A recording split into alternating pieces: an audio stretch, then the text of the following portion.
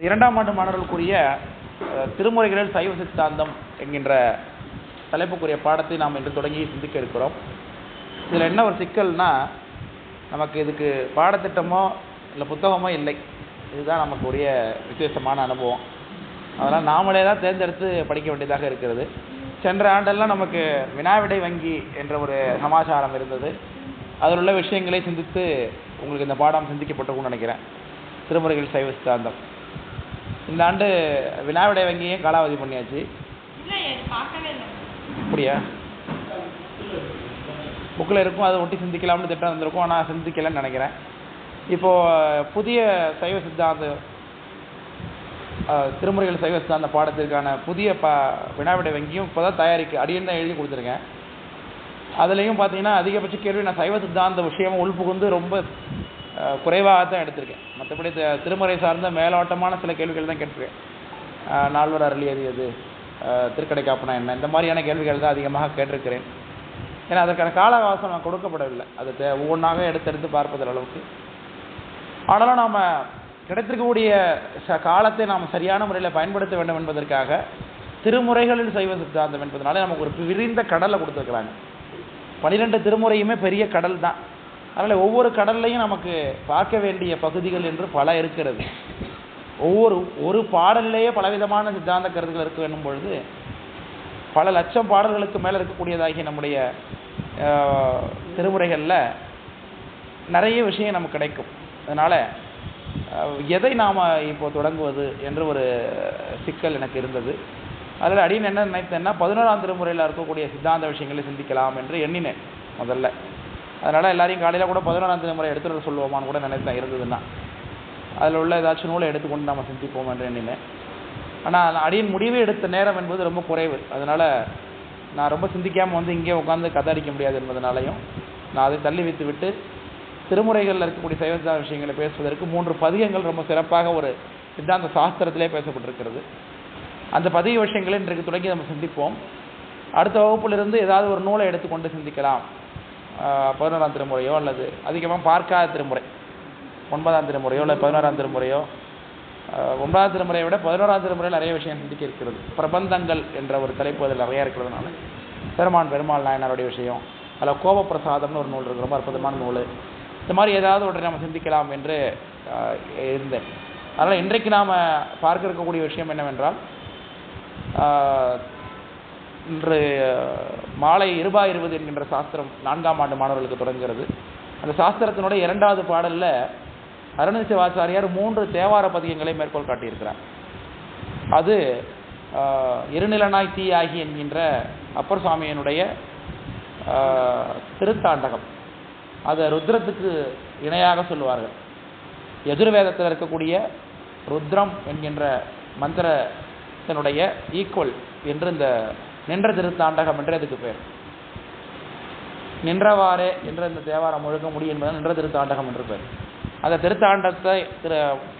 திருத்தாண்டகத்தையும் அப்புறம் காண்பார் யார் கண்ணுதலான் காட்டா காலே எனும் மாண்புரை என்று அப்பர் சுவாமியினுடைய இன்னொரு தேவாரத்தில் உள்ள ஒரு பாடலையும், ஆட்பாளவர்க்கு அருளும் வண்ணமும் ஆதிமான்மும் என்று சொல்லக்கூடிய ஞானசம்பந்த பெருமானுடைய வாழ்காந்தரர் வானவர் ஆணினம் என்கின்ற அந்த தேவாரத்தினுடைய ஒரு பாடலையும் அந்த 20 என்கின்ற சாஸ்திரத்தில் நமக்கு அருணதி சிவாச்சாரியார் காட்டியிருக்கிறார். அந்த 20 பற்றின விஷயங்களை நம்ம மாலை பார்ப்போம். அதுக்கு முன்பாக இந்த 3 பதிகங்கள்லையும் நான் 20 படிக்கும்பொழுது தான் இன்றைக்கு நினைத்து கொண்டிருந்தேன். சரி, இந்த பதிகத்தில் உள்ள விஷயத்தை சிந்திப்போம் என்று தொடக்க நாளில். இது ஏற்கனவே சிந்திக்கப்பட்ட விஷயம்தான். பெரிய புராண வகுப்பில் ஞானசம்பந்தருடைய புராணம் சிந்தித்திருக்கிறோம். அதில் ஞானசம்பந்தருடைய புராணத்தில் வாழ்காந்தரர் வானவராணினம் என்கின்ற அந்த பதிகம் மிகச் சிறப்புக்குரிய பதிகம். அந்த பதிகத்தில் சேக்கரார் சுவாமி சைவ சமயத்தில் ஞானசம்பந்த பெருமானார் தன்னுடைய அவதாரர் திருநோக்கத்தை சாதிக்கும் பொழுது பாடிய பதிகம் என்பதனால வெகு அற்புதமாக 12 பாடல்கள் அமைந்த அந்த பதிகத்துக்கு 24 பாடலால் உரை செய்கிறார். சேக்கரார் சுவாமியே உரை செய்திருக்கிறார். அதாவது ஒரு பதிகத்துக்கு அந்த பதிகத்தில் உள்ள கருத்து, ஹிருதய கருத்து என்ன என்பதை சேக்கரார் சுவாமி காட்டுவது தான் வழக்கம். ஆனால் ஒரு பதிக முழுக்க இருக்கக்கூடிய 12 பாடலுக்குமே உரையாக சேக்கரார் சுவாமிகள் அருளி செய்த விஷயம் அந்த வாழ்காந்தரர் என்கின்ற பதிகம் தான். அதனால் அந்த 3 பதிகம் 20 குறிக்கப்பட்ட 3 பதிகம் சிறப்புக்குரியது. அதில் ரொம்ப சிறப்புக்குரியது இந்த வாழ்காந்தரர் வானவராணினம் என்கின்ற பதிகம் என்பதனால திருமுறைகளில் சைவ சித்தாந்தம், நமக்கு பரமாச்சாரியார் முதல் பரமாச்சாரியாராக நமக்கு ஞானசம்பந்தரும் இருக்கிறார். அதனால் அவருடைய பதிகத்தில் ஒரு பதிகத்தில் இருக்கக்கூடிய 12 பாடல்களில் இருக்கக்கூடிய விஷயங்களையும் நம்ம இன்றைக்கு முழுக்க சேக்கரார் சாமியுடைய அடியொட்டி சித்தாந்த கருத்துக்களை சிந்திப்போம் என்று இன்றைய வகுப்பு தொடங்குகின்றோம். அதனால் உங்களோட புத்தகம் இருந்தால் புத்தகத்தை பயன்படுத்திக் கொள்ளுங்கள், இல்லை ஃபோன் இருந்ததுன்னா ஃபோனில் பயன்படுத்திக் கொள்ளுங்கள். இரண்டு இல்லைன்னா கூட பரவாயில்ல, அடியன் சொல்லக்கூடியதை நீங்கள் காதில் வாங்கி கூட நீங்கள் நோட் பண்ணிக்கலாம், ஒன்றும் பிரச்சனை இல்லை. அந்த பாடலுடைய எண்ணை மட்டும் எழுதி அதுக்குரிய கருத்துக்களை எழுதி கொள்ளுங்கள். நாம் வாழ்க அந்தனர் வானவர் ஆணினம் அந்த பதிகம் அப்படி இல்லைன்னா சேக்கரார் சாமி பெரிய புராணத்தில் ஞானசம்பந்தர் புராணத்தில் 820வது பாடல் அதிலிருந்து அதுக்கான உரை தொடங்குகிறது. ஞானசம்பந்தருடைய புராணத்தில் 820வது பாடல்.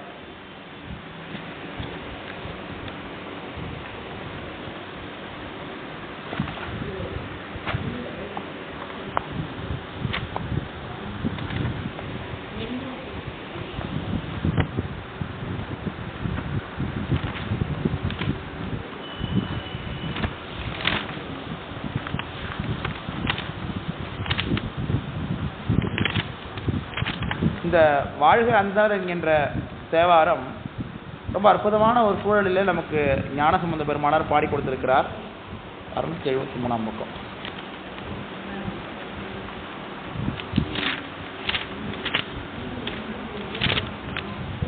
இது கௌசிகம் என்கின்ற பண்ணில் அமைந்திருக்கிறது.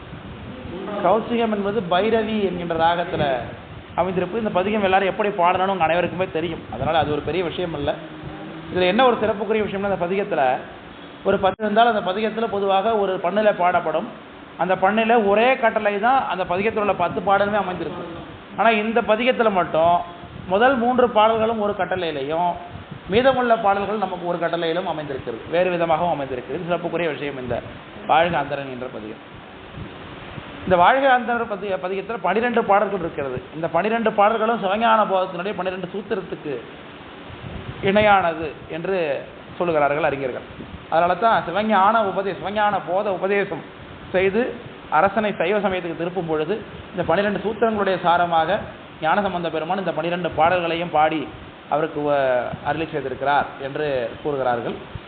இதற்கு பெயரே வைக்கிறார் ஞானசம்பந்த பெருமானார், பாசுரம் என்று பெயர் வைக்கிறார். அதனால் இந்த பதிகத்துக்கு பெயர் என்னது? திருப்பாசுரம் என்று சொல்கிறார். நிறைவு பாடலில் பாசுரம் சொன்ன பத்தும் என்றே சொல்கிறார். 12 பாடல் இருந்தாலும் சேக்கரார் சாமி ஞானசம்பந்தர் பாசுரம் சொன்ன 10 என்று தான் சொல்கிறார். அதனால் பதிகம் என்ற நடையிலே அது அமைகிறது. இந்த வாழ்க அந்தனர் பதிகத்துக்கு சேக்கரார் சாமிகள் நமக்கு ஞானசம்பந்தருடைய புராணத்துடைய தொடர்ச்சியிலேயே உரை செய்கிறார், தொடர்ச்சியாக உரை செய்கிறார். 820வது பாடல் எடுத்திருக்கீங்களா எல்லாரும்?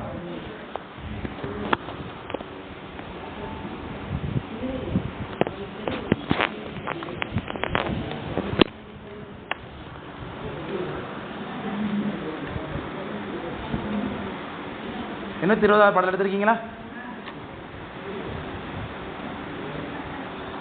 இன்னும் அந்த இடத்துக்கு போக முடியலையா? இந்த அப்டேட்டு கொடுக்க சொல்லணும். யாராவது சைவம் வேலை பார்க்குறவங்க தெரிஞ்சாங்கன்னா சொல்லுங்கள். பெரிய புராணங்களில் ரொம்ப ஸ்க்ரோல் பண்ணிக்கிட்டே போனது கடைசியில் போகிறது. ஒரு ஞானசம்பந்தர் புராணத்தை இப்போ 820வது பாட்டு போனோம்னா அப்படி அங்கே போயிடலாம். நீங்கள் அப்பயே நீங்கள் ஃபுல் பேஜாக கொண்டு வந்தீங்கன்னா திரும்பி ஸ்க்ரோல் பண்ணுற மாதிரி தான் இருக்கும். வரும், ஆனால் இப்போ ஒன்றா தான் நீங்கள் அடுத்தடுத்துக்கு போகணும். ஒன்று சொல்லுங்க. என்ன வருங்கய்யா, ஆனால் நீங்கள் கண்டினியூட்டியாக பார்க்கணுன்னா அதுலேயே நீங்கள் ஒரே பக்கமாக காட்டுங்கன்னா ஃபர்ஸ்ட் பார்ட்லேருந்து தான் காமிக்கும். திரும்பி ஸ்க்ரோல் பண்ணி கீழே வந்து ஆகணும். அதனால் நம்பரை போட்டோன்னா அந்த இடத்துக்கே போய் அந்த பேஜுக்கு வந்துடணும். அதுக்கப்புறம் கண்டினியூட்டியாக பார்க்குறது மாதிரியான ஒரு ஆப்ஷன் இருக்கா மாதிரி அப்டேட் பண்ண சொல்லி சொல்லுங்கள் அந்த ஆப் உள்ளவங்கள்ட்ட. வாழ்க அந்தனர் வானவர் ஆணினம் வீழ்க தன் பூணல் வேதனும் ஓங்குக ஆழ்க தீயதெல்லாம் அரண்நாமமே சூழ்க வையகமும் உயர் தீர்க்கவே என்று இந்த பாடல் முதல் பாடல் தொடங்குகிறது. இந்த முதல் பாடலில் 4 வரிக்கும் 4 பாடல் வீதம் உரை சொல்கிறார் சேக்கரார் சாமி. ஒரு வரிக்கு ஒரு பாடல் விதமாக உரை சொல்கிறார். இப்படி 12 பாடலுக்கு 24 பாடல். நிறைவில் உள்ள பாடல்களுக்கும் ஒரு பாடல் போட்டு போகிறார். முதல்ல 2-3 பாடல்களுக்கு ஒரு வரிக்கு ஒரு பாடல் வீதம் விளக்கம் சொல்கிறார் சேக்கிழார் சுவாமி. முதல்ல 820வது பாடல் புராணத்தில் என்ன பேசுகிறார் என்றால் 2 விஷயம் காட்டுகிறார்.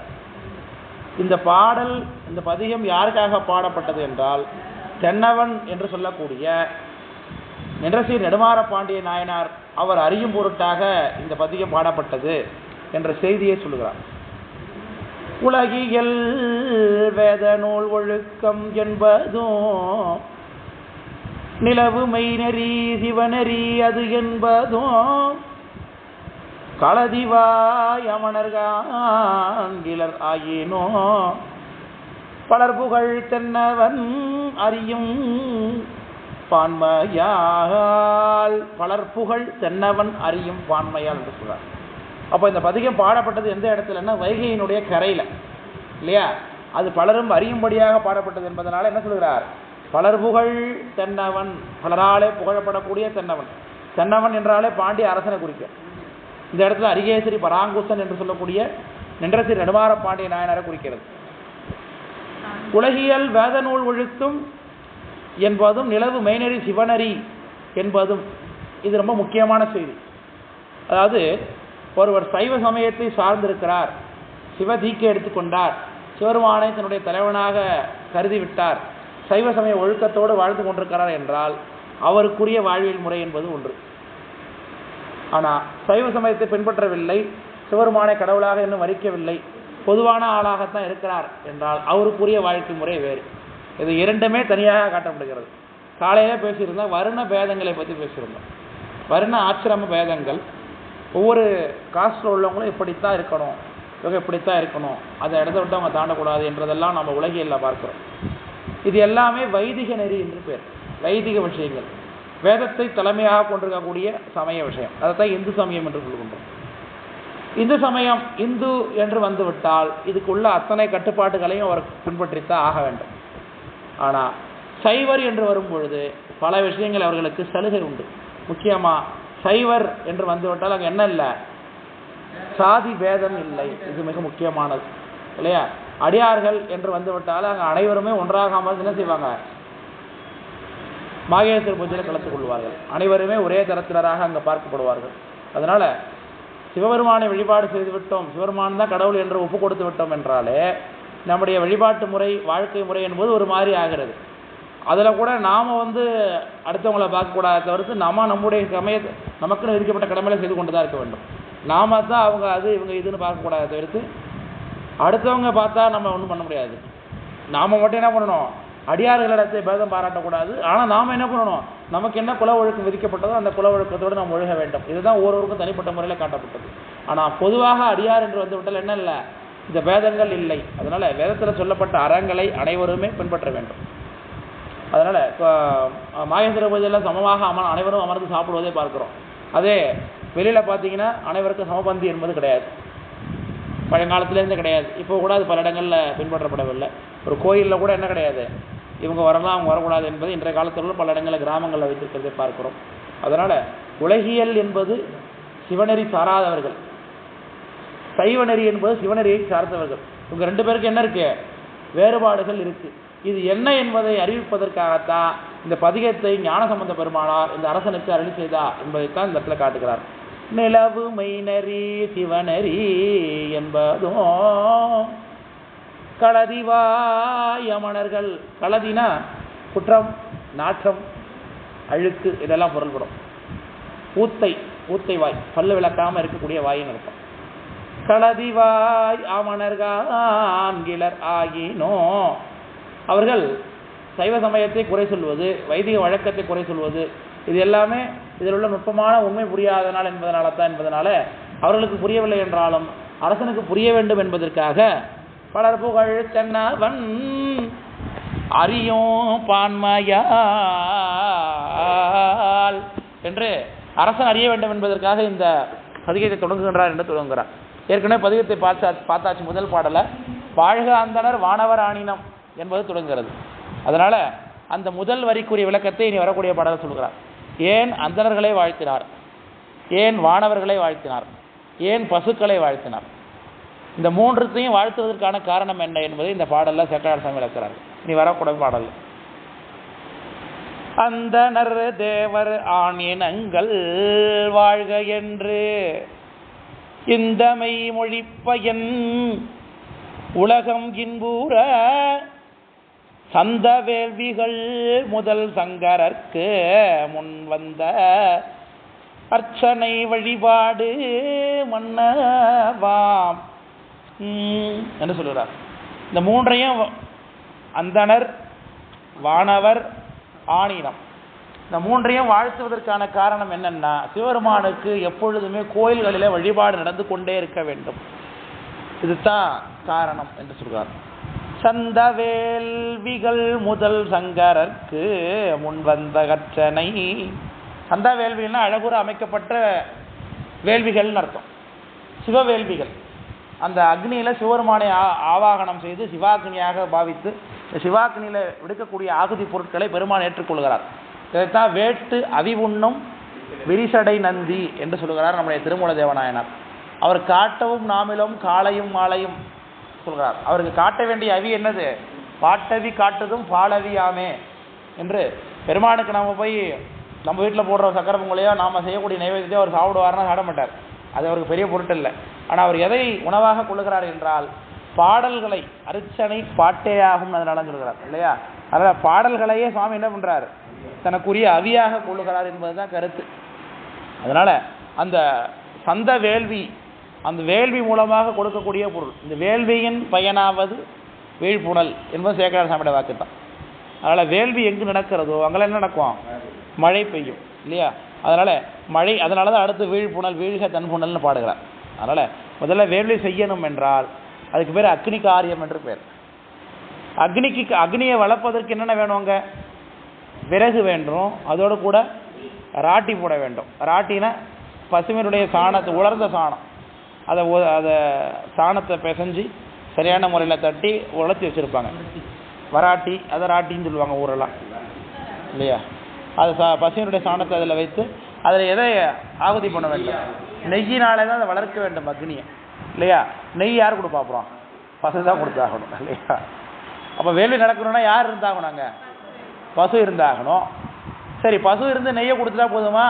அதுக்கு அந்தணர் வேணாமா? அந்த ஒழுக்கத்தோடு வாழக்கூடியவர் இருக்க வேண்டும் இல்லையா? அந்த அந்தணருக்குரிய ஒழுக்கம் 6 என்று சொல்கிறார்கள் இல்லையா? ஈதல், ஏற்றல், வேட்டல், வேட்பித்தல், ஆமாம், ஓதல், ஓதுவித்தல், ஓதல், ஓதுவித்தல், ஈதல், ஏற்பித்தல், வேட்டல், வேட்பித்தல் என்பதாக 6 தொழில். அந்தணர் என்போர் 6 தொழிலோர். 6 தொழிலோர் 100 மரப்பார் என்று சொல்கிறார். அரசன் சரியாக வேலை செய்யவில்லை என்றால் அந்தணர்கள் தன்னுடைய 6 வித தொழிலையும் மறந்து விடுவார்கள் என்று சொல்வார். அதனால் அந்தணர்க்கும் அறத்திற்கும் ஆதியாக அமைவது மன்னவன் கோல் என்றும் திருக்குறள் காட்டுகிறது. அதனால் அந்தணர்கள் என்ன எப்படி இருக்கணுமா? முதல்ல இது 6 இருக்க வேண்டும். இந்த 6 குணம், முதல்ல அந்தணருக்கு இருக்கக்கூடிய குணம் என்ன? சத்துவ குணம் இருக்க வேண்டும். அவனுக்கு பொறுமை தான் விதிக்கப்பட்டிருக்கிறது. அவனுக்கு கோபம் வரக்கூடாது. அவனுக்கு வைராக்கியம் இருக்க வேண்டும் இல்லையா? வைராக்கியம், பொறுமை, தவத்தில் நாட்டம் இல்லையா? உணவு உட்கொள்வதில் வேட்கையின்மை, இதெல்லாம் அந்தணருக்கு இருக்கக்கூடிய குணங்கள். இது எல்லாத்தையும் நீங்கள் அப்ளை பண்ணி நீங்கள் பார்த்தீங்கன்னா யார் இருக்குதோ அதெல்லாம் அவங்க தான் அந்தணர்கள்னு வச்சிட வேண்டியதான் இல்லையா? அதனால தான் ஒரு காலத்தில், பழங்காலங்களில் அந்தணர்கள் என்பதை பிறப்பினாலே தீர்மானிக்கவில்லை, செய்கையினாலே தீர்மானித்திருக்கிறார்கள் என்று பார்க்கிறோம். கௌசிகர் என்கின்ற அரசன் அந்தணனாக தன்னை மாற்றி கொண்டிருக்கிறார். அவருக்கு பேர் என்ன?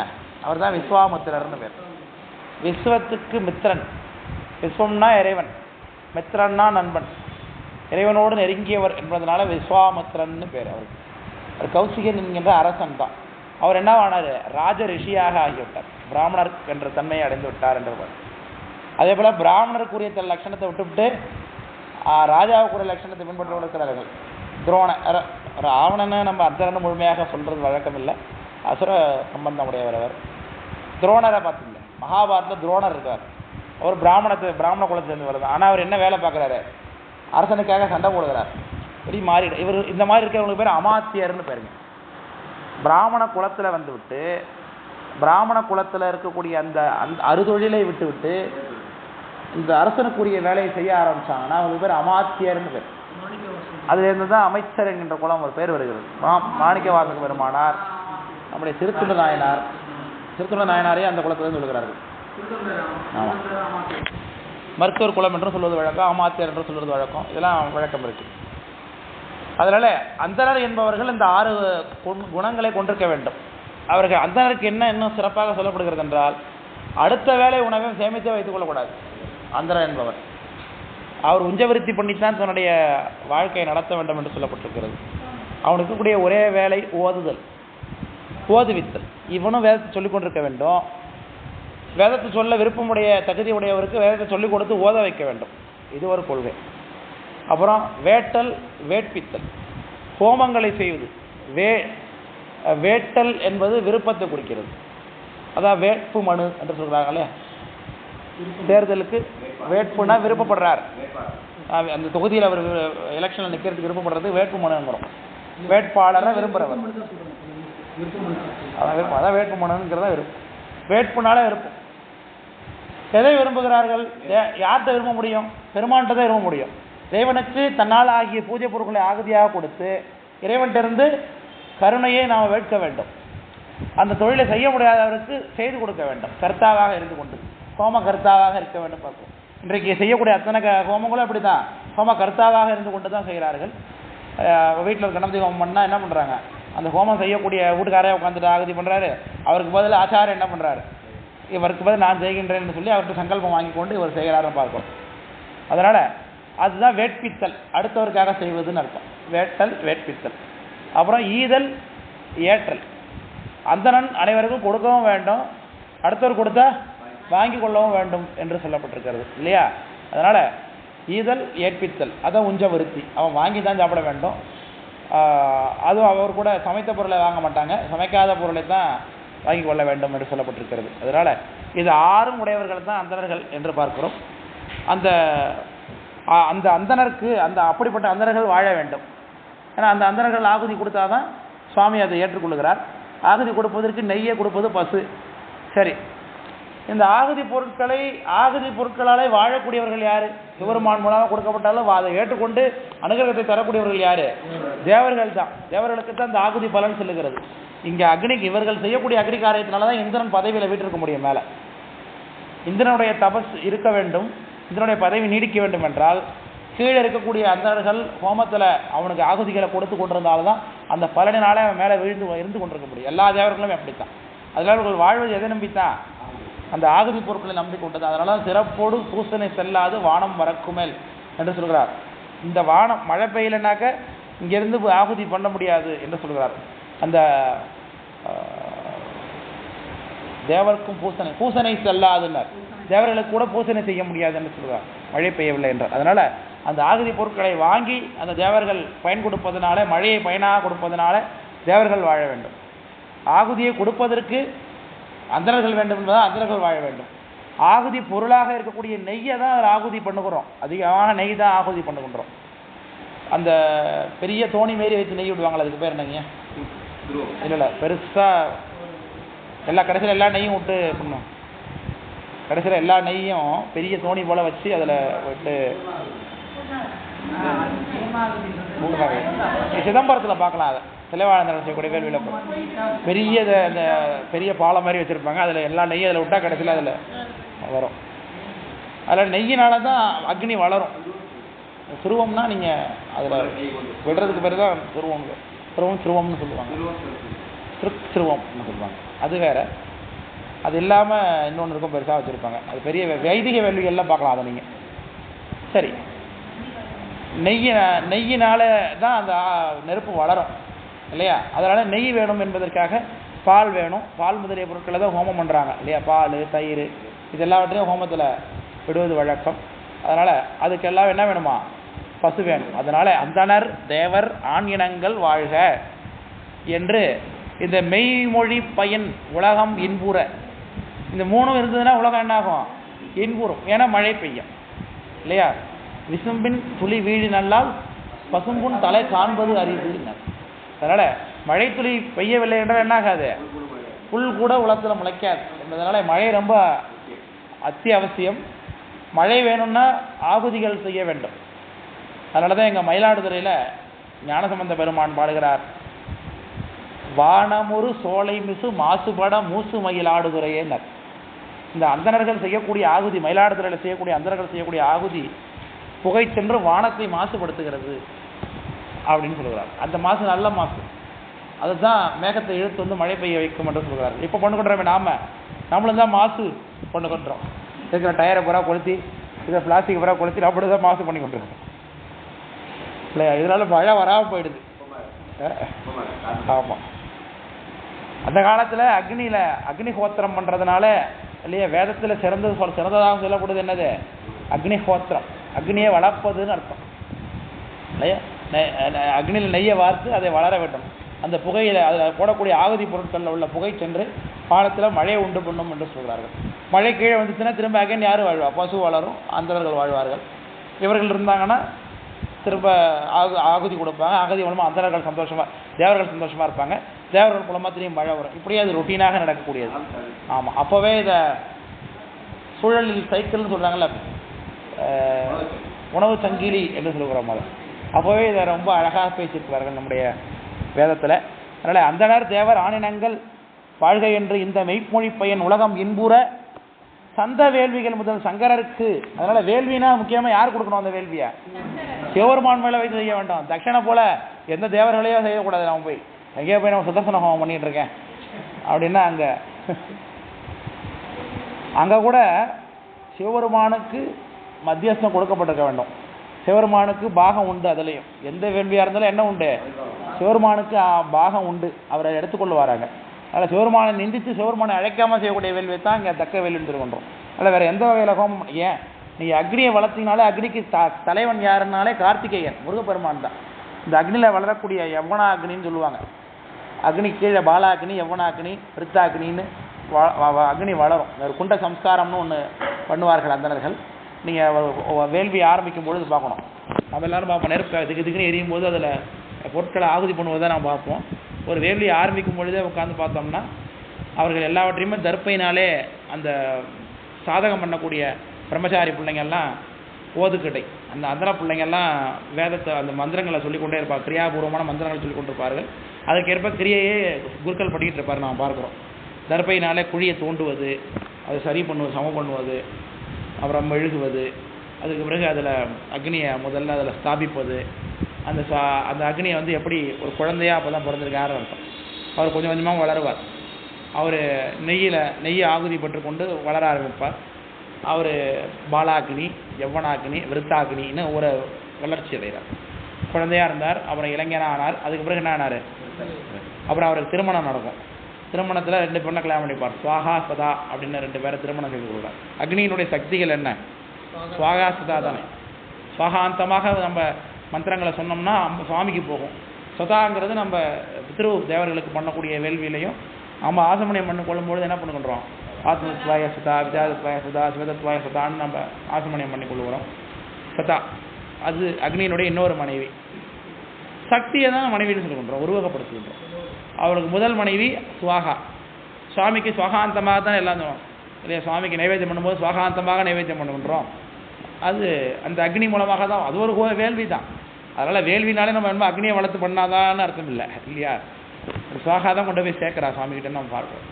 அதனால் அப்படி அந்த அக்னியை வளர்த்து அவருக்கு திருமணம், அந்த தேவிகளை திருமணம் செய்து அதுக்கு பிறகு சிவபெருமானை அதில் ஆவாகனம் செய்து அதற்கு பிறகு தான் சிவபெருமானுக்காக அந்த ஆகுதி பொருட்களை சமர்ப்பிக்கிறோம்ன்ற சொல்லுங்கள்.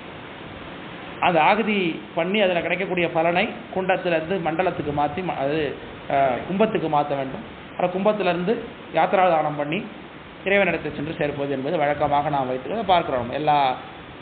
பொதுவான எல்லா இதுவும் அப்படித்தான் நடக்குது இல்லையா? அஸ்திர ஹோமங்கள் எல்லாமே நம்மளுடைய ஆகம ஹோமங்கள் எல்லாம் இப்படித்தான் நடக்கும். குருக்கள் கடைசியில் என்ன பண்ணுவார்? எல்லாத்தையும் ஒரு பூவில் கையில் எடுத்து புஷ்பத்தை எடுத்துக்கிட்டு எல்லாத்தையும் ஹோம பலனை அதுலேருந்து எடுத்து கொண்டு போய் சுவாமிக்கு சாத்துறான்னு பார்க்குறோம். உத்பவ முத்திரையினால் அது சாத்துவாங்க இல்லையா? அது சுவாமி அங்கேருந்து அந்த அக்னியில் இருந்த சுவாமியை எடுத்து கொண்டு போய் கும்பத்தில் சேர்க்கிறார்கள்னு அர்த்தம். அதில் கும்பத்திலேருந்து உள்ள சாமியை கொண்டு போய் மூர்த்தத்துக்கு சேர்ப்பார். யாத்திரா தானம் என்று ஒன்று பண்ணுவார்கள். யாத்திரா தானம்னா யாத்திரை. அங்கே அந்த யாகசாலையிலிருந்து மூலாலயத்திற்கு சுவாமி இருக்கக்கூடிய இடத்துக்கு அந்த கடம் பிரவேசம் பண்ணும் பொழுது இடையூறு எதுவும் வரக்கூடாது அப்படிங்கிறதுக்காக ஆதித்யாதி நவக்கிரகங்களுக்கு சாந்தி பண்ணுவார்கள். அது ஆதித்யாதி நவக்கிரக பிரத்யர்த்தம்னே சொல்லுவாங்க. நீங்கள் கேட்டிங்கன்னா காதல் வாங்கலாம் இல்லையா? அந்த நவகிரகங்களை அவங்கள பிரீத்தி பண்ணுவதற்காக யாத்ரா தானம் செய்கிறார்கள் என்று யாத்திரை தானம் செய்துவிட்டு அந்தனர்களுக்கெல்லாம் அந்த தானங்களை கொடுத்து விட்டு அப்புறம் தான் கடம் புறப்பட்டு சென்று அங்கே அபிஷேகம் பண்ணும். எப்படி இங்கேருந்து கடத்தில் உள்ள சாமியை நேரடியாக அங்கே ஆவாகனம் அப்படியே அபிஷேகம் பண்ண முடியாது, நியாசம் பண்ண வேண்டும். இதில் உள்ள கலைகளை அங்கே டிரான்ஸ்ஃபர் பண்ண வேண்டும், அப்புறம் அபிஷேகம் பண்ணுறதாலும் பார்க்குறோம். அதனால் இது எல்லாமே அந்த ஹோமத்தோட அடங்கியது தான். இது எல்லாமே சிவபூஜையோடு சம்மந்தப்பட்டது தான். அதனால் நித்தியப்படி நம்ம அகப்பூஜையில் என்ன பண்ணுறோம், இங்கே நம்மளுடைய நாவி கமலத்தில் அக்னியை வளர்க்குறோம். பிந்துஸ்தானத்திலேருந்து அமிர்தத்தை எடுத்து கொண்டு வந்து நாவி கமலத்தில் அமிர்தமாகிய நெய்யினாலே ஹோமம் செய்கின்றோம். 10 ஆகுதி கொடுக்கணுமா? மூலமந்திரத்தினாலே 10 ஆகுதி கொடுக்க சொல்லி சுவாகாந்தமாக மூலமந்திரத்தினாலே 10. ஆமாம் ஆமாம், இது பண்ணிவிட்டு அப்புறமேலே ஆகுதி கொடுக்க வேண்டும் என்று எல்லாம் செய்கிறாம சிவபூஜையில் எல்லாம் திடீர்னு ஆங்கிறீங்க எல்லாம். 10 அதை 10 ஆகுதி கொடுக்கணும் சுவாகாந்தமாக, மூலமந்திரத்தினால சுவாகாந்தமாக 10 ஆகுதி கொடுக்க வேண்டும் என்று. அதில் எங்கே பார்த்தாலும் இந்த அக்னிகாரியம் வந்து விட்டது. இந்த அக்னிகாரியம் என்பது இப்போ நம்ம திருமணத்தில் நமக்கு இல்லை. ஏன்னா நம்ம மடத்தில் நம்ம குருமகாசன் வந்து அக்னிகாரியம் இல்லை, அவங்க சன்னியாசிங்கிறதுனால அவங்க அக்னிகாரியம் பண்ணுவதில்லை. ஆனால் இல்லறத்தாரில் பூஜை எடுத்துக்கிட்டவங்கலாம் பார்த்தீங்கன்னா அக்னிகாரியமே பண்ணுவாங்க. நிறைய பேர் பண்ணுறதை நம்ம பார்க்குறோம். சிவபூஜை நிறைவில் அக்னிகாரியம் அவங்க நேரடியாக புறத்திலும் பண்ணுவாங்க. அதனால் இது எல்லாமே நடக்கணும்னா இந்த 3 பேர் ரொம்ப இம்பார்ட்டன்ட். யார்? அந்தனர், தேவர், ஆணினங்கள். அதனால் வேள்விகள் யாருக்கு நடத்தப்பட வேண்டும்? சங்கரருக்கு நடத்தப்பட வேண்டும். சங்கரன் என்ற சொல்லுக்கு என்ன அர்த்தம்? இன்பத்தை செய்பவன் என்ற அர்த்தம். Very good. அதனால் சங்கரருக்கு முன் வந்த அர்ச்சனை வழிபாடு மன்னவாம்னார். அர்ச்சனை வழிபாடு. அர்ச்சனை என்பது பூஜை, சிவபூஜைன்னு அர்த்தம் இல்லையா? அது 2 விதமாக இருக்கிறது. ஒன்று பரார்த்தம், இன்னொன்று ஆன்மார்த்தம் என்று சொல்லுகின்றோம். ஆன்மார்த்தம் என்பது நமக்கு நாமே பண்ணிக்கொள்வது. நம்ம ஆன்மா ஒளிவடைவதற்காக சாமியை பூசிப்பது ஆன்மார்த்தம்னு பேர். அந்த ஆன்மார்த்தத்தை நம்ம எதில் பண்ணுகின்றோம்? ஆன்மாவிலே சாமி ஆவாகனம் பண்ணி வச்சுருக்கிறோம். அவர் ஒரு குறியில் எழுந்தரலை பண்ணி லிங்கத்தில் எழுந்தரலை பண்ணி பூசை பண்ணுகின்றோம். அதற்கு முன்பாக அகபூஜையாக செய்ய வேண்டும். அதேமாதிரி பரார்த்தம் என்பது அடுத்தவருடைய நன்மைக்காக செய்வது. இந்த பரார்த்த பூசை ஆதிசைவ அந்தணர்களுக்கு விதிக்கப்பட்டதாக நம்முடைய ஆகமம் சொல்லுகிறது. பெரிய புராணமும் அதை அங்கீகரிக்கிறது. அதனால் ஆதிசைவ அந்தணர்கள் பரார்த்த பூஜைக்கு அதிகாரம் உடையவர்கள். அவர்களுக்கு அந்த அதிகாரம் காட்டப்பட்டிருக்கு. ஆதிசைவ அந்தணர்களாக இருந்தாலும் ஆதிசைவ குலத்தில் பிறந்துட்டதுனால மட்டுமே அந்த ஒரு அதிகாரத்தை அவர்கள் பெற்றுவிடுவதில்லை. அவர்களுக்கும் சமய விசேட நிர்வாண தீட்சை ஆகியிருக்க வேண்டும். அவர்களும் ஆச்சாரிய அபிஷேகம் ஆகியிருக்க வேண்டும். முக்கியமாக அவர்கள் அந்தணர்களுக்கு கூறிய அனைத்து ஒழுக்கங்களை பின்பற்றிருக்க வேண்டும். சிவபக்தி உடையவர்களாகவும் சிரத்தை உடையவர்களாகவும் முக்கியமாக ஆன்மார்த்த பூஜை செய்யக்கூடியவர்களாக இருக்க வேண்டும். கோயிலில் பரார்த்த பூஜை கோயில் பூஜை கோயிலில் பரார்த்த பூஜை செய்யக்கூடிய ஒரு அதிசைவ அந்தனர் வீட்டில் தானும் என்ன பண்ணியிருக்கணும்? ஆன்மார்த்த பூஜை செய்திருக்க வேண்டும். அவர் ஆன்மார்த்த பூஜை செய்யாமல் கோயிலில் வந்து பரார்த்த பூஜை செய்வது என்பது பயனற்றதாக போய்விடும், பயணம் கொடுக்காது என்று கூறுகிறார்கள். அன்று இதெல்லாம் என்று ஒப்பிட்டு பார்த்தாக்க நம்ம இதெல்லாம் படிச்சுட்டு போய் கோயிலில் திருமணம் ஆயிருக்கணும். அதான் ஆச்சாரியனாலே திருமணம் இருக்க வேண்டும். நவனுக்கு நம்ம தருமிக்கே அவர் திருமணம் செய்து கொள்ள வேண்டித்தானே அவர் சாமிகிட்டே பாட்டு எழுதி வைக்க சொல்கிறார். படத்தில் என்ன காமிக்கிறாங்க? பாண்டியன் சந்தேகத்தை தீர்க்கும் பொருள் பாட்டு உனக்கு கிடைத்து விட்டால் பொருள் அள்ளி வாங்கிக்கன்னு கேட்குறாரு. ஆனால் புராணத்தில் தருமி தான் கேட்குறார், எனக்கு திருமணம் செய்து கொள்ள வேண்டும், அப்போ தான் உன்னை பூஜை பண்ண முடியும். அதனால் திருமணம் செய்ததற்கு பொருள் வேண்டும், அதற்கு பாண்டியன் சந்தேகத்தில் இருக்கக்கூடிய கவி ஒன்றை எனக்கு எழுதி தர வேண்டும் என்று சொல்லுகிறார்கள். கேட்குறாரு. உடனே சாமி சரின்னு எழுதி கொடுக்குறாரு. அதை திருப்பி அங்கே பாடி காமிச்ச உடனே பாட்டில் குற்றம் இருக்குதுன்னு நக்கீரர் சொல்கிறாரு. உடனே போய் தருமி சண்டை போடுறாரு சாமிகிட்ட, நான் உனக்கு என்ன பாவம் பண்ணேன்? அது ஒரு குற்றமுள்ள பாட்டை எழுதி கொடுத்து இல்லை இப்படி வெப்பலை பாட்டு எழுதிட்டீங்களா சாமி அப்படின்னு கேட்டோன்னே யாருக்கு குற்றம் சொன்னாங்க வா கேட்போன்னு சொல்லி அது சாமி வந்து கேட்குறத நம்ம பார்க்குறோம். அதனால் புராணத்தில்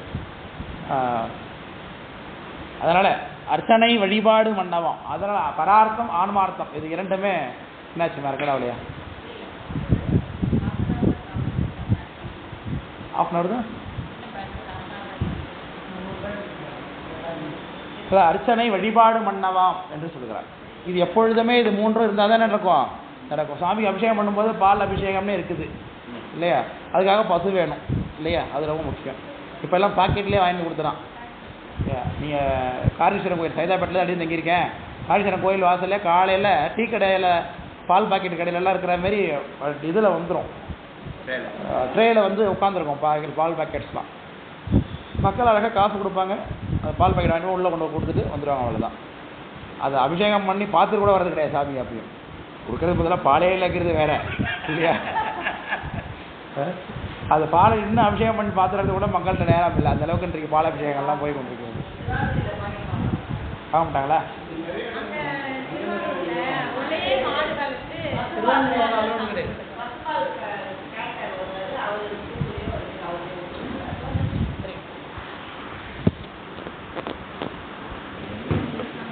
அதனால சந்த வேள்விகள் முதல் சங்கரருக்கு முன் வந்த அர்ச்சனை வழிபாடு மன்னவாம் என்று சொல்கிறார். அடுத்தது அந்த பாடலில் வாழ்க அந்தனர் வானவர் ஆணினம் அப்படிங்கிற வரைக்கும் பார்த்தாச்சு. இவ வீழ்க தன்புணல் என்கின்ற அந்த வார்த்தைக்குரிய விளக்கத்தை அடுத்த பாடலில் சொல்கிறார். ஏன் அதாவது ஒரு ஊரில் எதெல்லாம் வீழணும், தண்ணீர் மட்டும்தான் வீழணும். ஏன்? அதுதான் அதோடைய குணம் இல்லையா?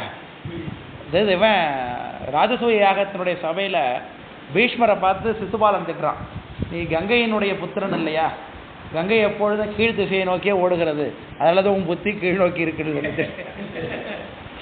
என்று சொல்லி பீஷ்மரையே சிசுபாலன் திட்டுவதாக நம்ம பார்க்குறோம். அதனால் நீருடைய குணம் என்னது? நீர் கீழே விழுந்தாதான் அதுக்கு அழகு இல்லையா? கண்ணுக்கு மையழகுங்கிறது மாதிரி இல்லையா? நீருக்கு அழகு என்ன? அது வீழணும் இல்லையா? அது மேலே எழுந்தால் ஆபத்து தான். கடலில் தண்ணி இருக்கு, மேலே எழுந்தால் ஆபத்து இல்லையா? மேலே எழுந்தால் சுனாமியா? சரி, தண்ணீரான என்ன செய்யணும்? கீழே விழும். அதனால் இந்த ஒரு அரசனுடைய நாட்டில் என்ன பண்ணணும்? எப்பொழுதுமே வீழ்ச்சி இருக்கணும்னா அது அதுக்கு மட்டும்தான் இருக்கணும், நீருக்கு மட்டும்தான் இருக்கணும், வேறு எதுக்குமே என்ன கூடாது, வீழ்ச்சி என்பது கூடாது என்பது நேரடியான பொருள். ஆனால் சேக்கரார் சாமிகளுக்கு என்ன சொல்கிறார்கள் என்றால், வேள்வி நற்பயன் வீழ்பூணல் ஆவது நாளும் அர்ச்சனை நல் உறுப்பு ஆதலால் ஆளும் மன்னனை வாழ்த்தியது அர்ச்சனை மூலும் மற்ற இவை காக்கும் முறைமையால் என்று அந்த பதிகத்துக்குரிய விளக்கத்தை சொல்ற பாடலுக்குரிய விளக்கத்தை சொல்கிறார். வாழ்க அந்தனர் வானவர் ஆணினம் பார்த்தாச்சு.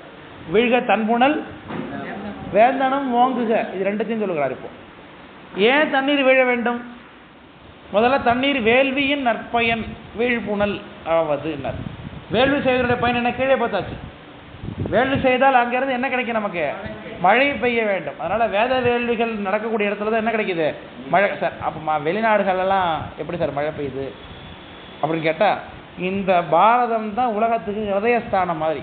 இந்த பாரதம் தான் புண்ணிய ஆத்மாக்கள் வசிக்கக்கூடிய பகுதி. அதனால தான் நரம்பையில் தேயம் தண்ணில் நான்மறை பையினால் ஆட்டி பெறுவதல் ஒழிந்து தோன்றல் மிக்க புண்ணியத்தால் இந்த தேசத்தில் வந்து நாமெல்லாம் பிறந்திருக்கிறோம். இந்த தேசம் உலகத்திற்கு அச்சாணி போன்றது. இந்த தேசத்தில் செய்யக்கூடிய புண்ணியங்கள் உலகத்தில் உள்ள அத்தனை தேசங்களையும் காப்பாற்றுகிறது. அதனால் இந்த தேசத்தில் சொல்லப்படக்கூடிய வேதத்தை சொல்வதாக இருக்கட்டும், வேதத்தை சொல்லி ஹோமங்களை செய்வதாக இருக்கட்டும், இங்கே செய்யக்கூடிய பரார்த்த வழிபாடுகள் எல்லாமே என்னது தான்? பரோபகாரம். எல்லா அதனால தான் சர்வே ஜனோ சுகினோ பவந்து அப்படிங்கிறாங்க இல்லையா? அப்படின்னு அர்த்தம். தமிழில் எப்படியா சொல்லுவீங்க அதை? நீங்கள் எப்படி வாழ்த்துவீங்க? அப்படி ஒன்றும் கிடையாது. அதில் எல்லாரும் வாழணும்னு சொல்லி அதில் சொல்லுகிறார்கள். சர்வே ஜனோ சுகினோ பவந்து, லோகா சமஸ்தோ சுகினோ பவந்து. எல்லாரும் சந்தோஷமாக இருக்கணும், சிவபெருமான கும்பிட மட்டும் சந்தோஷமாக இருக்கணும் யாராவது வாழ்த்துறாங்களா? அப்படி ஒன்றும் இல்லை இல்லையா?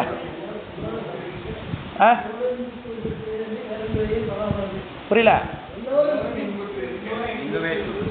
எல்லோரும் இன்பமே சூழ்க அப்படின்னு சொல்கிறார். எல்லோரும் இன்புற்று இருப்பதுவே அன்றி வேறொன்றும் அரியன் பராவரமே. அது தனிப்பட்ட கொள்கையாக சொல்கிறார், அவருடைய கொள்கை அது. ஆனால் இது நம்ம வழிபாட்டினுடைய பயன் கடைசியில் ஆசீர்வாதத்தில் போது என்ன சொல்கிறாங்க? எல்லாம் சொன்னாலும் எல்லா உலக உயிர்களும் சந்தோஷமாக இருக்க வேண்டும், சுகினோ பவந்து, எல்லாம் சுகத்தோடு வாழ வேண்டும் என்று சொல்கிறார்கள். அதனுடைய காரியம் என்னது? காரணமாக என்ன நிற்கிது? ஹோமம், பூஜை, புனஸ்காரம், சாமியை கும்பிடுறது, கஷேத்திராடானம், தீர்த்தாடானம், இது எல்லாமே என்னது? பரோபகாரமாக செய்யப்படுவது தான் இல்லையா? அதுதான் சொல்கிறார்கள். உலக பயனுக்காக பேப்பரில் பார்க்குறோம்ல, உலக பயனுக்காக இந்த ஹோமம் நடந்தது, உலக பயனுக்காக இந்த வேலை நடந்ததுன்னு அர்த்தம். சர்வே ஜன சுகினோ பவந்து தான். அதான் அதனால் என்ன கிடைக்கும்? ஆமாம், பொதுவாக சாமிகிட்ட பிரார்த்தனை பண்ணிக்கிறோம். இப்போ பொதுவாக வெய்ய அதிகமாக அடிக்குதுன்னா இப்போ எல்லாருக்கும் அவரவர் வினை தான். அதனால் எல்லாருக்கும் சேர்த்து வச்சுல செய்கிறார் சாமி. இப்போ அவர்கிட்ட பிரார்த்தனை பண்ணிக்கிறோம். பொதுவாக மழை பெய்யணும், எல்லாருக்கும் பயன் கொடுக்கணும். புரியல? நீங்கள் அப்படி தனித்தனியாக கிடையாது. மழை பெய்ஞ்சா நல்லா ஜனங்க சந்தோஷம் வாழ்வாங்க, அவ்வளோதான்.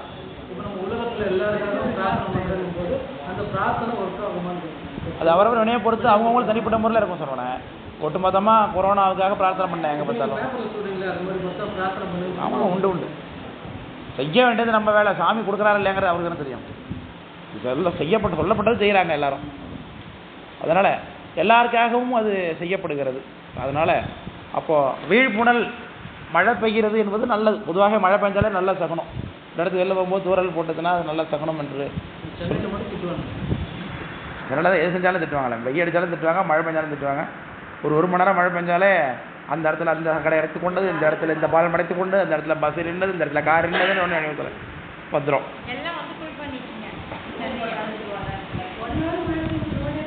சரிங்களா? உங்கள் ஆளே சொல்கிறாங்க, உங்கள் ஊருக்காரவங்களே சொல்கிறாங்க.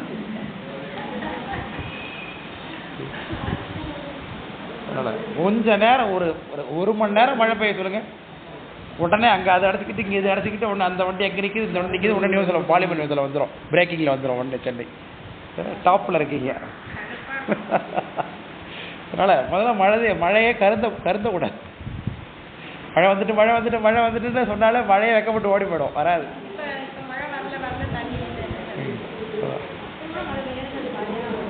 அதனால் விழிப்புணல் ஆவது நாளும் அர்ச்சனை நல் உறுப்பு ஆதலால்.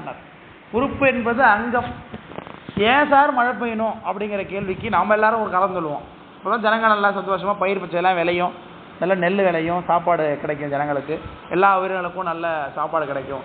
அதனால தான் மழை பெய்யணும்னு வேண்டிக்கலான்னு சொன்னால் ஜெயகாலத்தில் அதை ஒத்துக்கல. சிவபூஜை செய்வதற்கு தண்ணீர் வேணும் இல்லையா, அதற்காக மழை பெய்யணும் அப்படிங்கிறார் ஜெயகால சாமி. சிவபூஜையில் அடிப்படை என்னது? தண்ணீர் தான். புண்ணியம் செய்வாருக்கு பூ உண்டு நீர் உண்டுன்னார். போதோடு நீர் சுமந்தேத்தி புகுவார் அவர் பின் புகுவேனார் அப்பர் சாமி. எங்கே போயிட்டு வந்தார் இவர்? கைலாயம் வரைக்கும் நடந்தே போனவர் இங்கே வந்து வாசலில் நின்றுட்டு இருக்காராம். திருவையாறுக்குள்ளே போகிறதுக்கு யாராவது கூட்டு போகிறதுக்கு ஆள் இருக்காங்களா? நம்ம யாருக்கு திருவையாறுக்குள்ளே நம்ம எப்படி போகிறேன்னு தெரியவில்லையே, கோயிலுக்குள்ளே நம்ம போகிறது தகுதி இருக்கா அப்படின்னு இவர் நினைத்து கொள்கிறார் அப்பர் சாமி. சரி, யார் சார் முன்னாடி போனால் இவர் யாராவது போனாங்கன்னா பின்னாடியே ஓடிலான்னு நினைக்கிறோம்ல, பூனைக்கு யார் மணி கட்டுறது அப்படின்னு. ஏதாவது ஒரு அநியாயத்தை பார்த்தா யாரும் கேள்வி கேட்க மாட்டான். யாராவது ஒருத்த கேள்வி கேட்டால் போதும் உடனே ஊரே கேட்க ஆரம்பிச்சிடும். அதுபோல் ஒரு இடத்துக்கு நம்ம உள்ளே போகிறதுக்கு பார்த்தோன்னா யாராவது ஒருத்தர் ஒன்றா 2 பேர் பின்னாடியே ஓடிடுவான். அதுபோல் திருவையாறுக்குள்ளே நுழையிறதுக்கு அப்பர் சாமி யாராவது உள்ளே போனால் நல்லாயிருக்கும், நம்மளும் போகலாம் அப்படின்னு தயங்கி நிற்கிறாராம். யார் வரா அவரை கூட்டு போகிறதுக்கு? போதோடு நீர் சுமந்து ஏற்றி போகிறாங்க. பூவை பறித்து கொண்டு சாமிக்கு அர்ச்சனைக்கு கொண்டு செல்கிறார்கள், தண்ணீரை சுமந்து ஏற்றி கொண்டு செல்கிறார்கள். அவர் பின் புகுவேன்னு சொல்கிறாருங்க அப்பர் சாமி. பரமாச்சாரியாரே எப்படி சொல்கிறார் அந்த அர்ச்சனை செய்கிறவர்களை. என்னாக்க அவருடைய பெருமை என்ன என்று சொல்வது? நின் அடியே வழிபடுவான் நிமலா என்னை கருத என் அடியான் உயிரை வெவ்வேல் என்று அடற்கூற்று உதைத்த பொன்னடியே பரவினாலும் பூவோடு நீர் சுமக்கும் உன் அடியார் இடர்களையாய் நெடுங்கலம் மேயவனேன்னு பாடுகிறார் ஞானசம்பந்த பெருமான். பூவோடு நீர் சுமக்கும்னு திரும்பவும் என்ன சொல்கிறாங்க? சுமக்கும்னு தான் சொல்கிறாங்க. அதனால் பூ பறித்து சுமந்து செல்ல வேண்டும், நீரை சுமந்து பெருமானுக்கு செல்ல வேண்டும், எடுத்து செல்ல வேண்டும். அதனால் அந்த நீரை ஊற்றி அபிஷேகம் பண்ணி ஒரு பூவை சாத்தினாலே பெரிய சிவபூஜையாக அது அடிப்படையிலே கொல்லப்படுகிறது. அது ரொம்ப முக்கியம். அதில் தண்ணீர் இல்லாமல் சிவபூஜையில் எதுவும் பண்ண முடியாது இல்லையா? மற்றதெல்லாம் இல்லைனா கூட பூவை இல்லைனா கூட பூஜை பண்ணலான்னு வச்சுங்க, ஆனால் தண்ணீர் இல்லைன்னா ரொம்ப சிரமம். ஏன்னா அர்க்கியமே நமக்கு என்னது தான்? தண்ணீர் தான். அர்க்கியம், ஆசமணியம், பாத்தியம், இது 3 நமக்கு தண்ணீர் வேணும். அபிஷேகத்துக்கு தண்ணீர் வேணும், கை கழுவத்துக்கு தண்ணீர் வேணும், எல்லாத்துக்குமே தண்ணீர். அதனால் அர்ச்சனைக்கு அமைந்த நல் உறுப்பு என்று சொல்கிறேன். எல்லாவற்றிலையுமே எதைத்தான் பார்ப்பார் சேக்கரார் சாமி? சிவ வழிபாட்டையும் அடியார் வழிபாட்டை மட்டும்தான் அவர் பார்ப்பார். அவருக்கு உலகியல் நோக்கத்தில் சேக்கரார் சாமிக்கு பார்க்கவே தெரியாது, அவர் பார்க்கவும் மாட்டார் அவர் எதையுமே. அவருக்கு முதல்ல தான் மழை பெய்யறது கூட என்ன வேணும்னு ஞானசம்பந்தர் கூட இப்படி நினச்சி பாட்டார தெரியாது நமக்கு இப்போ. ஆனால் சேக்கரார் சாமி என்ன சொல்கிறாங்க நமக்கு? இதுதான் எதற்கு மழை பெய்யணும், எதுக்கு அபரிவிதமான மழை பெய்யணும், எல்லாரும் சிவபூஜை செய்ய வேண்டும், சிவபூஜை செய்கிறதுக்கு நமக்கு தண்ணீர் வேண்டும், அதற்கு மழை வேணும்னார். சார் அளவுக்கு அதிகம் மழை பெய்யுது, ஆனால் அளவுக்கு அதிகமாக சிவ பூஜை பண்ணி தண்ணீர் பத்தலைன்னு சொல்கிறவங்க ஒருத்தவங்க கூட உலகத்தில் பார்க்க முடியல இப்போ, இல்லையா? சிவ பூஜைக்கு தண்ணீர் பத்தலைன்னு சொல்ல யாராவது பார்க்குறாங்களா? யாரும் இல்லை. வச்சிருக்கவங்களே பார்த்தீங்கன்னா வெளில போகிறவங்களா திரும்ப ஒரு சொம்பது தூக்கிட்டு போகிறோம் குழப்ப. நல்ல பேர் சின்னதாக ஆக்கியாச்சு, இவ்வளோ பெரிய பானை தான். அதுக்குள்ளே ஒரு டம்ளர் தண்ணியை மட்டும் கொஞ்சம் கொஞ்சமாக ஊற்றி ஊற்றி அபிஷேகம் பண்ணி வேலையை முடிச்சிடுறது. ஏன்னா தூக்கிட்டு போக முடியாது இல்லையா, இந்தளவுக்கு இருக்குது நமக்கு. அதனால் தண்ணீர் நிறைய விட்டு ஆட்ட வேண்டும் சாமி மேலே. அபிஷேக பிரியர் தான் சிவபெருமானே, அபிஷேக பிரியர் தான். அதனால் தண்ணீரை விட்டு ஒன்றும் கிடைக்காதவோ தண்ணீரையாவது பாவித்து அபிஷேகம் பண்ண வேண்டும். தண்ணீர்னாலே பாலாக பாவிக்க வேண்டும், தண்ணீரே தேனாக பாவிக்க வேண்டும். அதனால தான் தேடாதன அன்பினில் நிறைத்து என்று சண்டேச நாயனார் புராணம். சண்டேச நாயனார் என்னத்தை வச்சு சிவ பூஜை பண்ண போனார்? சிவலிங்கம் கிடைச்சிட்டுனா பால் கிடைச்சிட்டு சிவ பூஜை பண்ண போனார் சார். நமக்கு பால் கிடைச்சா காய்ப்புடு குடிப்போம் நல்லா, இல்லையா? பன்னீர் செய்வீங்களா நீங்கள்? இல்லை, நிறையா பால் கிடைச்சா பன்னீர் செய்வாங்களா? நிறைய பால் கிடைச்சிட்டோடனே சாமி என்ன பண்ணார்? இந்த பாலை வச்சு சாமிக்கு பூஜை பண்ணலாமே என்று அவர் எண்ணினார். அதுதான் ஞானத்தினுடைய அடையாளம், இல்லையா? ஒரு அதிகமான பொருள் நமக்கு கிடைச்சிருக்கு, ஒரு உயர்வான பொருள் நமக்கு கிடைச்சிருக்கனால அதை எங்கே கொண்டு போய் கொடுக்கணும்? சாமிக்கு அதை சேர்க்க வேண்டும் என்ற எண்ணம் நமக்கு வர வேண்டும் முதல்ல. அதுதான் ஈசன்பால் அன்பு என்று சொல்லுகின்றோம். அதனால் நாம் பயன்படுத்தி கொள்ளலாம் என்று நினைக்கக்கூடாது. அது நிறைய பால் கிடச்சிருக்கு அவருக்கு, உடனே இப்போ காய்ச்சி குடிக்கலாமே அப்படின்னு நம்ம நினைப்போம். அவர் என்ன பண்ணார்? அந்த பாலெல்லாம் அதை சாமிக்கு வைக்கணும்னார், சாமிக்கு அபிஷேகம் பண்ணார். அவருக்கு வேற ஒன்றும் கிடைக்கல பூஜைக்கு. அந்த காட்டு பூவெல்லாம் பறிச்சுக்கிட்டார். அது கூட ஒன்றும் குறிப்பாக இல்லை, பால் மட்டும்தான். ஆனால் அந்த பால் குடங்கள்லாம் ஸ்தாபித்து வைக்கிறார்னு சொல்கிறார். அஸ்திராயப்பட்டு சொல்லி சுத்தி பண்ணி அதில் இது தேனுமுத்திரெல்லாம் கொடுத்து ஸ்தாபித்து வைக்கிறது. அப்படி ஸ்தாபித்து வைத்து விட்டு தான் அபிஷேகம் பண்ணுகிறார் என்று பார்க்கிறோம். பந்த மணலால் லிங்க மண்ணியின் கரைமேல்னு சொல்கிறார். மண்ணி ஆற்றங்கரையினுடைய மணலை லிங்கமாக பாவிக்கிறார், இல்லையா? அர்ஜுன சாமியை நோக்கி தவம் பண்ணுகிறான். சாமி வந்துட்டார். எப்படி வந்தார்? வேடனா வந்தார். வேடனா வந்தோடனே சண்டை நடக்குது ரெண்டு பேருக்கும். சண்டைனா செம்ம சண்டை. அர்ஜுனன் தோற்று போயிட்டான். காண்டிபத்துடைய நான் அறுந்து போச்சு. திரும்பி அப்புறம் காண்டிபத்துடைய கம்பால் அடித்தான். அது வில்லாளி செய்யக்கூடாத காரியம். அது நான் அறுந்து போச்சுன்னா அது ஒரு தோற்று நடந்தானே அர்த்தம். இவனுக்கு ஆத்திரம் தாங்க முடியாமல் என்ன பண்ணான்? அந்த வில் கம்பால் அடித்தான் சாமி. அதான் வில்லால் ஒருவன் வெகுண்டடிக்கினார் பட்டினத்தடிகள். அதுக்கப்புறமும் கதாயுத்தம் நடந்தது, அப்புறம் மல்யுத்தம் நடந்தது, எல்லாம் நடந்தது. சாமி ஜெயிக்கவே முடியல. அவனால் கீழே ஓடி போய் விழுந்து விட்டான். நம்மளே ஒருத்தர் தோக்க அடிக்கிறார் அப்படின்னா இவர் யாராக இருக்கும், யாருன்னு கண்டுபிடிக்கணும் அப்படின்னு சொல்லி சுவாமியை பிரார்த்தனை பண்ணி தெரிஞ்சுக்கிறதுக்காக விரும்புகின்றான். வந்திருக்க சாமியெல்லாம் அவனை கண்டுபிடிச்சிடலப்பா. சாமியை பிரார்த்தனை பண்ணுனா அவர் நம்ம காட்டி கொடுப்பார். என்ன பண்ணுறான்? கீழே போய் விழுந்தா பாருங்க. அவர் உதச்ச உடனே அடி வாங்கினோடனே ஓடின இடத்துல அப்படியே மணலை குமிச்சான். மணலை குமிச்சு அங்கே இருக்கிற பூவை பறித்து டக்குன்னு மேலே வச்சான். அந்த பூ சாமியோட அங்கே வந்திருக்க வேடனுடைய சிரசில் தெரிஞ்சுதான் அர்ஜுனனுக்கு. மணலை குமிச்சு அந்த மணல் மேலே அந்த பூவை பறித்து வச்சிருக்கிற அர்ஜுனன் அந்த பூ வந்திருக்க வேடனுடைய சிரசில் தெரிஞ்சுதான். ஓஹோ, வந்திருக்கிற சாமி தானே. அப்புறம் தான் கீழே விழுந்து வணங்குகின்றான் என்ற வியாச பாரதம். அதனால அந்த சுவாமி சின்ன மணலை குமித்து வைத்து கொண்டாலும் கூட அதில் பூசை ஏற்றுக்கொள்வார். அவருக்கு பொறுத்தளவுக்கு என்ன வேணும்? நாம் அவர் நினைக்கிறோமா இல்லையாங்கிறது மட்டும்தான் வேணுமா தவிர்த்து நீ பெரிய சிவலிங்கம் மரகதத்தில் பண்ணி வச்சுக்கிட்டு பூஜை பண்ணுறியாங்கிறதுலாம் இங்கே கிடையாது, இல்லையா? நீ நம்ம என்ன நினைக்கிறாயா? எனக்குன்னு உன் வாழ்க்கையில் 24 மணி நேரத்தில் ஒரு மணி நேரம் எனக்கு ஒதுக்குனியா? இதுதான் அவர் நம்மகிட்ட எதிர்பார்க்குறத தவிர்த்து நீ பெரிய அப்படியே 10-12 பெரிய அண்டா குண்டாலாம் வைத்து கொண்டு 10 மரக்கா சக்கரை பொங்கல் 20 மரக்கா புளிசோறு போட்டுக்கிட்டு தான் தெய்வத்தை பண்ணாதான் சாமி பூஜை ஏற்றுப்பாருலாம் ஒன்றும் கிடையாது, இல்லையா? அவர் அன்பினாலே. அதனால தான் தேடாதன அன்பினில் நிறைத்து அப்படின்னு சிவபூஜைக்குரிய மற்ற பொருள்கள்லாம் சண்டேசன் என்ன பண்ணார்? பாவனையினாலே அன்பாலேயே கொண்டார். எல்லாம் இருக்கதாகவே நினைத்து கொண்டார். அந்த சிவபூஜை சாமி ஏற்றுக்கிட்டார். அதனால் இங்கே தேவை எல்லாமே என்னதுதான்? அன்பும் அர்ப்பணிப்பும் தான். அதனால் அப்படி அந்த அர்ச்சனை இருக்க வேண்டும். அதில் நீர் ரொம்ப முக்கியமான அங்கம். அதனால தான் புகழ்துணை நாயனாருடைய புராணத்தில் அவருக்கு சாப்பாட்டுக்கே வழி இல்லாமல் இருக்கிறது. கையெல்லாம் நடுங்குது.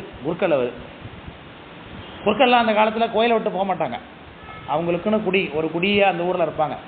அந்த கோயிலையே கதின்னு அவங்க இருப்பாங்க. இன்றைக்கு அதனால் அவங்க அது மாதிரி இருக்கணும்னு நம்ம சொல்ல வரல. இந்த காலத்தில் அப்படி இருந்திருக்கிறார்கள். ஊரெல்லாம் இந்த காலத்தில் இருக்காங்க. எல்லாருமே எங்கேயுமே எல்லாருமே இருக்கிறாங்க. அந்த கோயில் தான் அவங்களுக்கு குடி. அந்த கோயில் உள்ள சாமி தான் அவங்களுக்கு அனுமார்த்தம் மூர்த்தி. அவர் தான் அவங்க பார்த்துக்கணும், அவங்கள அவர் பார்த்துப்பார். இதுதான் அவங்க 2 பேருக்கு இடையில இருக்கக்கூடிய உறவு. அது 2 பேருக்கு இடையில யாரும் போக முடியாது. அப்படி ஒரு குருக்கள் தான் நம்முடைய புகழ்துணை நாயனார். சாமிக்கு நைவேத்தியம் போடுறதுக்கு வசதி இல்லை, பஞ்சம் ஊரெல்லாம், சாப்பாட்டுக்கு வழி இல்லை, இவருக்கும் சாப்பிட்றதுக்கு வழி இல்லை. 15 நாள் 15 நாள் ஆயிடுச்சு சாப்பிட்டு, கையெல்லாம் நடுக்க ஆரம்பிச்சிட்டு தளர்வாகி போச்சு. சாமிக்கு பூசை இல்லாமல் இருக்கக்கூடாதுன்னு அப்பவும் நினைக்கிறேன்.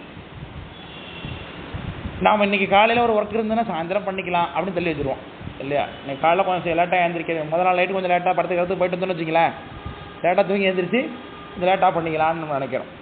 அந்த நியமத்தை நம்முடைய சௌகரியத்தை தள்ளி வைத்துக் கொள்ளுகிறோம். இப்படி குருக்கள்லேயே இருக்காங்க, சௌகரியத்தை தவிர ஒரு கால பூஜை கோயில்கள்லாம் காலையில் பண்ண வேண்டியது, சாயந்தரம் பண்ண வேண்டியது, அதெல்லாம் உண்டு, எல்லாம் இருக்குது. ஆனால் சாமி காத்திருப்பாரே பசியோடு என்கின்ற என்ன இருக்காதுருக்கா? இல்லை இல்லையா? சாமி குளிக்காமல் இருந்தால் அவருக்கும் தானே வேர்க்கும். அது எண்ணி பார்க்குறோமா? ஒன்றும் யாரும் அதை பற்றி யோசிக்கவில்லை. யோசிக்கிறவங்க இருக்காங்க, அது வேற, நான் இல்லைன்னு சொல்லவில்லை, யோசிக்கிறவங்க இருக்காங்க. அதுபோல் போல்துறை நாயனார் சாமிக்கு போய் சாமி அபிஷேகம் பண்ணிட்டாது வருவோம், தண்ணியை முண்டு அபிஷேகமாக பண்ணிட்டு வருவோம் அப்படின்ற தண்ணியை குடத்தில் முண்டு போய் அபிஷேகம் பண்ணுறார்.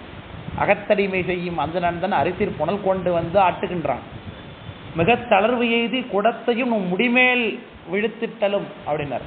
கையை தூக்கி சாமி மேலே அபிஷேகம் பண்ணும்பொழுது அப்படி கை தளறி விட்டுட்டார், டொம்முன்னு சாமி தள்ள விழுந்து விட்டு குடம். உடனே ஆஹா சாமிக்கு வலிக்குமே, இப்படி பண்ணிவிட்டோமேன்னு மயக்கப்பட்டு விழுந்துட்டார். உடனே சாமி சரி கவலைப்படாத, அதுக்காக ஒன்றும் எனக்கு ஒன்றும் பிரச்சனை கிடையாது, உனக்கு பஞ்சகாலம் முடிகிற வரைக்கும் தினைக்கும் ஒரு நெத்தல் ஒரு காசு உனக்கு கொடுப்பேன், அதை வைத்துக்கொண்டு பூசையும் பார்த்துக்கோ, நீங்கள் சாப்பிட்டுக்கோ அப்படின்னு சாமி கொடுத்தாருன்னு பார்க்க.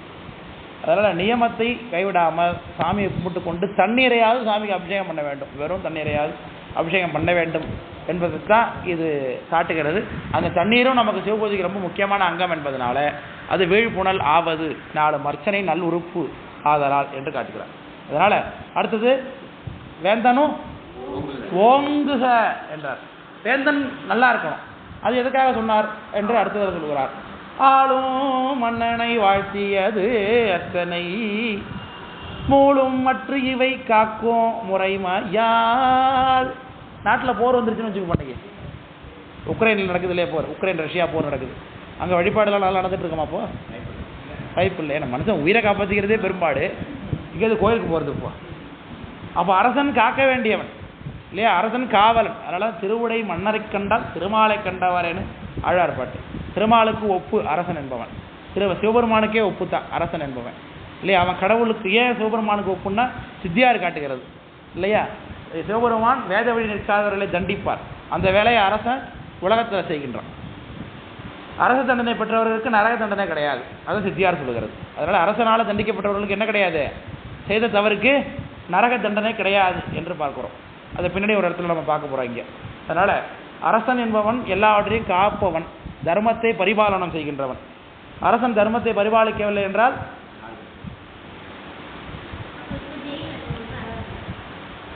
கிடையாது தான் சித்தியார் சொல்லுகிறது. அரச தண்டனை பெற்றுவிட்டால் அவங்களுக்கு அந்த குற்றத்துக்குரிய தண்டனை கிடையாது, நரகத்துக்கெல்லாம் கிடையாதுன்னு சொல்லுகிறாங்க சித்தியார். அதனால சொல்லுகிறது. ஆனால் அவர்கள் முழுமையான தண்டனை வாங்கியிருக்காங்கன்னு நமக்கு தெரியாது. ஜெயிலில் போய் கூட இப்போ ஜெயிலில் இருக்கிறது ரொம்ப சந்தோஷமான வாழ்க்கைங்கிறான் இப்போ போனால்.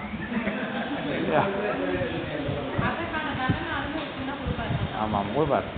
ஜெயிலில் இருக்கிறதே சந்தோஷம்னு நினச்சிட்டு போகிற குரூப்லாம் இருக்குது. இப்போ ஜெயிலில் தான் வெளில கிடைக்காதெல்லாம் உள்ள கிடைக்குதான் இப்போ சொல்லிக்கிறாங்க. செலவு கொஞ்சம் அதிகமாகுமா? தான் ஆமாம் ஆமாம் எல்லாமே கிடைச்சிரும்.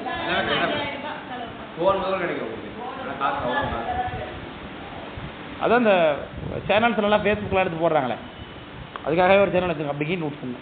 அது சேனலில் பற்றி இதெல்லாம் தான் இன்டர்வியூ பண்ணி போடுவான். அங்கே உள்ள ஜெயிலர்ஸில் ஒர்க் பண்ணுற ஜெயிலில் ஒர்க் பண்ணுற போலீஸ்காரங்களாம் வேறு இருக்காங்க, பழைய போலீஸ்காரங்களாம்.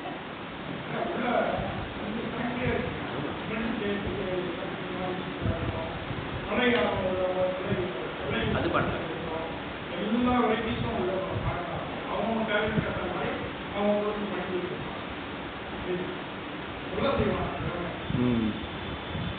அதனால் தண்டனை சரியான முறையில் கிடைத்த நரகம் கிடையாது. ஜெயிலில் போகிறதே சொகுதுன்னு நினச்சிருந்தா நிச்சயமாக அதை விட அந்த தப்புக்கும் சேர்த்து கொடுப்பார் சாமி இல்லையா? அதனால் சாமி அரசன் என்பவன் சிவபெருமானுக்கு இணை, இறை என்று வைக்கப்படும் திருக்குறள் சொல்லுகிறது. அதனால் அவன் மன்னனை வாழ்த்தியது அர்ச்சனை மூலம், அவன் கோயில்களை காப்பாற்ற வேண்டும். அதனால தான் அரசர்கள் கோயில்களை புறக்கிறார்கள், கோயில்களை கட்டுறாங்க. முக்கியமாக பழைய கோயில்கள் ஜீர்ணம் ஆகிடாமல் அதை கற்றளியாக பண்ணியிருக்கிறாங்க. பழைய காலத்தில் இதில் மரத்தாலையும் மண்ணாலையும் கோயில்கள் இருந்துச்சு. அதையெல்லாம் பல்லவர் காலத்துக்கு பிறகு சோழர்கள் தலை தூக்கினதுக்கு பிறகு கற்றளியாக ஆக்கினாங்க, கருங்கற்றளியாக ஆக்கினாங்க. செங்கற்றளியாக இருந்தது கருங்கற்றளியாக மாறினது. அப்புறம் கோயில்களுக்கு 3 வேளைக்கும் ஒரு 6 கால பூஜைக்கு உரிய நிபந்தங்களை துங்க நீடு ஆகமத்தால் நிபந்தம் ஆராய்ந்து உள்ளான்னு சேக்கரார் சுவாமி மனுநீதி சோழ புராணத்தை காட்டுகிறார். மனுநீதி சோழ நாயனார் நமக்கு திருவாரூர் கோயிலுக்கு ஆகமத்தில் சொல்லபடி பூசைக்குரிய நிபந்தங்களை செய்தார் என்பதை காட்டுகிறார். அதனால் அரசன் கோயில் வழிபாடு சரியாக நடப்பதை கண்காணித்துக் கொள்ள வேண்டும். சரியான அலுவலர்கள் நியமித்து கோயிலில் திருட்டு நடக்காமல் இருக்கா, சாமியோட நகைகள்லாம் பத்திரமா இருக்குதா, அவருக்கு 6 கால பூஜை சரியாக நடக்குதா, அதெல்லாம் அரசன் பார்த்து கொள்ள வேண்டும். அதன் மூலம் அது பரோபகாரம் தான். ஊரில் வழிபாடு சரியாக நடந்தால் மக்கள் எல்லாம் சந்தோஷமாக இருப்பாங்க இல்லையா? அதனால் அவன் காப்பாற்ற வேண்டும். தன்னால் மாநிலம் காக்குங்காலை தன்னால் தம் பரிசனத்தால் ஊனமேல் பகைத்திறத்தால் ஒரு நோயால் ஆணவயம் 5 தீர்ப்பான் அல்லனோ அப்படின்னு சொல்லி அரசனுக்கு இலக்கணம் சொல்கிறார் சேக்கரார் சுவாமி. அப்படி உள்ள அரசன் அவன் வாழ வேண்டும் என்று வாழ்த்தினார். மூலும் மற்ற இவை காக்கும் முறைமையால் என்று சொல்றார். அப்போ அடுத்தது என்ன? வாழ்காந்தார் வானவராணினம் விழுக தன்புணல் வேந்தனும் ஓங்குக. அடுத்தது ஆழ்க தீயது. தீயதெல்லாம் என்ன பண்ணணும்? ஒழிஞ்சிடணுமா? தீயதெல்லாம் ஆழ்ந்து கீழே போகணும், இல்லாம போயிடக்கூடாது. அதான் அதுக்கு அர்த்தம். அதனாலதான் நம் சமயம் நந்தாது காக்கும் என்று சொல்கிறார் முத்தி நிச்சயத்தில் நம்முடைய குருஞான சம்பந்த பெருமானார். பரசமயம் எல்லாம் நந்தாதுன்னா அதெல்லாம் கீழே போயிடும், அந்த சுத்தமாக அழிஞ்சு போயிடாது. ஏன்னா பரசமயத்தை கொடுத்தது யாரு? சுவாமி தான். எல்லாம் அந்தந்த உயிருடைய பக்குவத்துக்கு ஏற்ப அந்தந்த வழியில் நிற்க வேண்டும் என்பதற்காக சுவாமி தான் அந்தந்த சமயங்களை உண்டு பண்ணுகிறார். விரிவிலா அறிவினார்கள் வேறொரு சமயம் செய்து எரிவினார் சொன்னாரேனும் எம்பிராருக்கு ஏற்றதாகும் அப்படின்னார் அப்பர் சுவாமி. அரு சமயத்தையும் உண்டு பண்ணுறது சாமி. அவவர்க்கு அருசமயத்தோருக்கு பொருளாய் அவவர் தெய்வமாயின்னு சித்தியார் பேசுகிறது. அவவர்க்கு தெய்வமாக நிற்கிறது யாரு? சுவாமி தான். யாதொரு தெய்வம் கொண்டில் அத்தெய்வம் ஆகியங்கே மாதொரு பாகனார் தாமே வருவார் என்று சொல்கிறார். அதனால் அவரவர் விரும்பக்கூடிய வடிவத்துக்கு ஏற்ப சுவாமி தான் என்ன பண்ணுறாரு? உள்ளிருந்து அந்த தெய்வமாக காட்சி கொடுக்குறார். இல்லைங்க, புரியுதுங்களா? அப்போ வேளாங்கண்ணி மாதா யார் சார்னா நம்மளை பொறுத்தளவுக்கு யார் தான்? சிவபெருமான் தான். ஆனால் அவனுக்கு சிவபெருமான்னு தெரியாது. அந்த கோயிலில் போய் ஒருத்தர் கும்பிட்டு அவனுக்கு ஏதாவது நடந்ததுன்னா அது அனுகிரகத்துக்கு காரணம் யார்? சுவாமி. ஏன்? பதி ஒரு பொருள் தான். அனுகிரகம் செய்யக்கூடிய ஒரே தன்மையுடையது யாரு தான்? பதி மட்டும்தான். அவரவர் விருப்பத்துக்கு ஏற்ப அந்த பதி அவரவர் விருப்பத்துக்கு ஏற்ப இச்சித்த தெய்வம் அங்குன்னு சொல்லுகிற சித்தியார். அவர் விருப்பப்பட்ட தெய்வத்துக்கு ஏற்ப அவர் நின்று கொண்டாக அருள் செய்வார் என்பதனால ஆழ்க தீயது என்று ஓதினார். அதனுடைய விளக்கத்தை இன்னும் தெளிவாக அடுத்த அமர்வோட பார்ப்போம். தேனியில் பார்ப்போம். டீ சாப்பிட்டு